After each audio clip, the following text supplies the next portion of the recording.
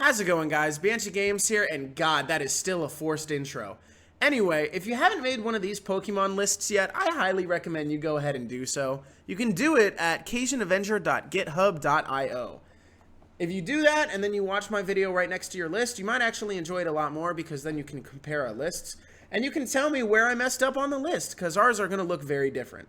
With that being said, I have not played and finished Scarlet or Violet yet. I'm getting around to it. I just haven't done it yet. So there's going to be some mons on here that I don't know or don't appreciate. So I'm still going to go through and pick ones that I know of and that I like. But don't give me too much lash on that one. I haven't played the games. And yeah, we're just going to jump into it. Mostly I have seen people go left to right. I'm going to go left to right as well, but we're going to start with starters because that's fitting. And a hot take, the first 4 Pokemon games were the best ones. Anyway, I have a feeling a lot of people are going to disagree with me. I think that the best starter... Oh, I didn't realize they included Pikachu and Eevee. That's pretty cool. Okay, yeah, hot take. I kind of gave it away. Ivysaur is my favorite, and I'll tell you why. Pokemon Blue, Pokemon Red, Pokemon Yellow. Played them on the Game Boy Advance. The best starter for getting through the first 4 gyms was Bulbasaur. Specifically, once you get to Ivysaur, your team carries. And I'll tell you why. You have Brock, and you have Misty. Bulbasaur is super effective against those 2 gyms, and by the time you get to Lieutenant Surge, you're kind of dealing neutral damage to each other, and once you hit Erica, you're not really having any issues. You probably have a Pidgeot or a Pharaoh, some, like... It just makes sense. It just makes sense to have a Bulbasaur if you're trying to get through the game. It's easy, right? Blastoise is the fan favorite, and Charizard's the other fan favorite. Everybody loves Charizard.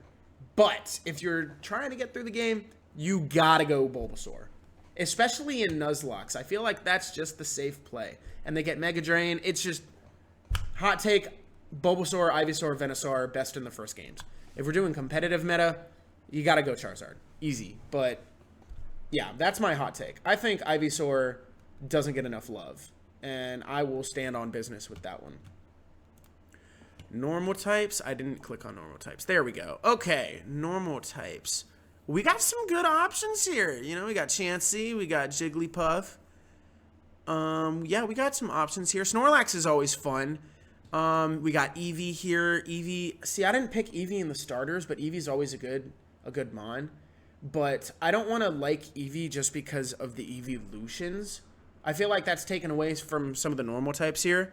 So just because of my use in competitive meta, when I played Pokemon Sword and Shield, I gotta go with Snorlax. Snorlax was a really fun Pokemon to build competitively.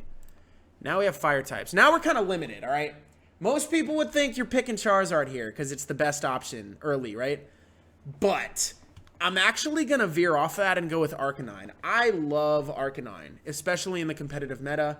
I think I have like 2 or 3 shiny Arcanines from Pokemon Go. I was really happy about that. Charizard's also really cool. But I honestly prefer Arcanine. Oh boy, water. I forget that in every game there's a million water types. I need to scroll over a little bit so you can see all the options here.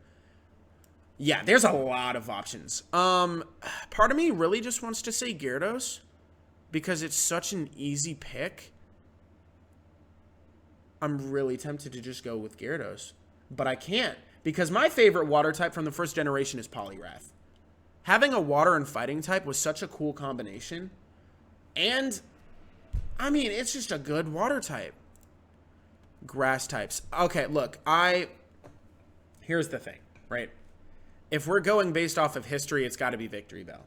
Because I restarted my Pokemon game, and instead of running I can't say that because it's going to spoil my next pick. Anyway, look, Victory Bell's cool. We like Victory Bell. Who do we have here? Who do we pick for our favorite electric type? It's Jolteon. There's like, you know, like, I didn't pick Eevee because Jolteon would make the list. Period, end of story. Jolteon's my favorite evolution. I don't care what anybody says about competitive meta. Jolteon's the GOAT. I don't care. Jolteon is the GOAT. Ice types, we don't really have a lot of options, so we got to pick Lapras because Lapras is the travel Pokemon. Like, there needs no explanation. Fighting types, because I didn't have the connecting cable when I played on the Game Boy, I was never able to get a Machamp, which probably would have been my pick. So I honestly have to say, Mankey, dude. Mankey early on, he didn't stay in my team for very long, but when he was in the team, it felt really good to have an extra Mon in there, and he was good with fighting and taking down Brock. He was helpful in Mount Moon. It was nice to have him, and I never kept him long enough to get Primate, but Mankey's good. We like Mankey. Poison to, oh, we have options. Oh, okay, I'm sorry. You can't put Gengar or Haunter in here, right? They are the best Mons for, like, poisons here, but they're the ghost type pick. They gotta be the ghost type pick. Come on, let's be real, right?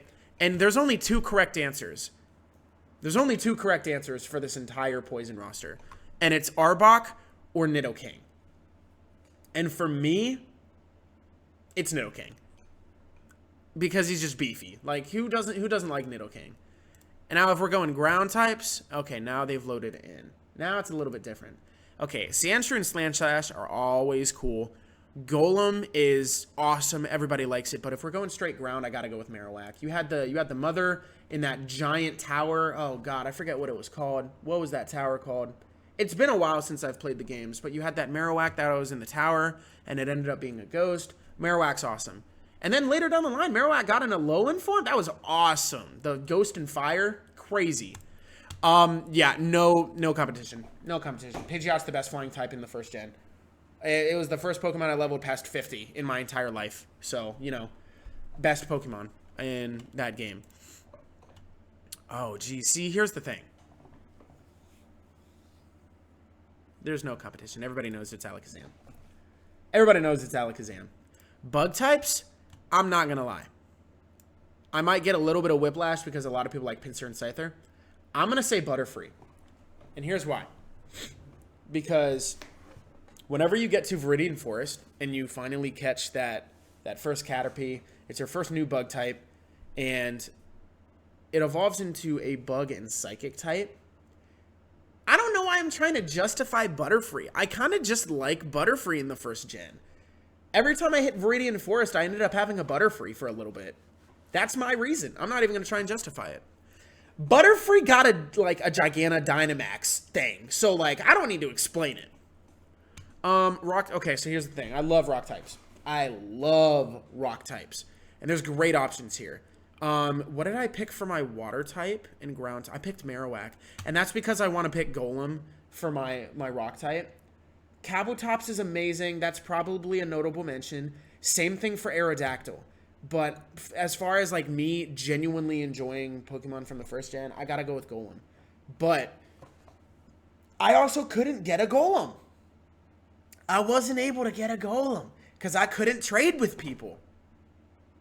So because of that, I'm going to have to go with my notable mention and pick Kabutops because I was never actually able to use Golem in the first gen. Sad pick. Same thing for Gengar. It would be Gengar, but we got to go with Haunter because they're locked behind trade. Dragonite, like, look, even if Kingdra was in the first gen, I would still pick Dragonite. Dragonite has been one of my favorite Pokemons for a very long time.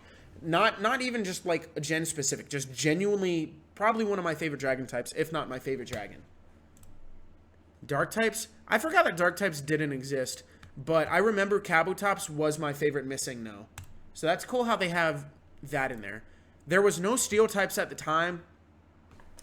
And, you know, I never got Magneton, so we're actually going to go down and pick Magnemite.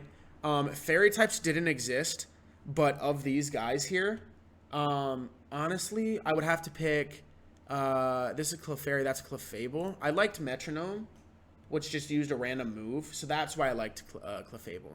And there's no gimmick forms that I can pick in the first gen, but that's a little sneak peek at some stuff from earlier. So, are all of these...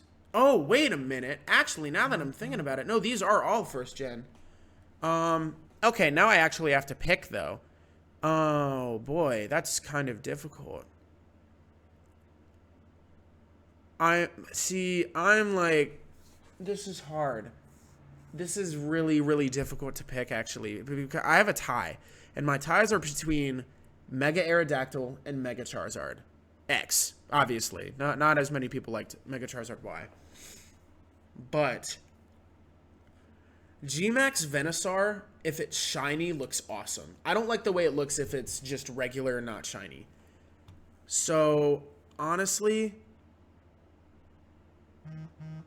that is a hard decision. That's a hard decision.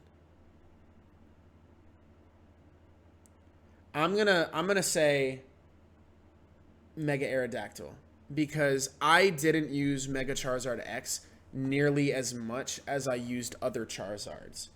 And then as far as favorite legendary, we're gonna go with Zapdos. He's the first bird that I ever found.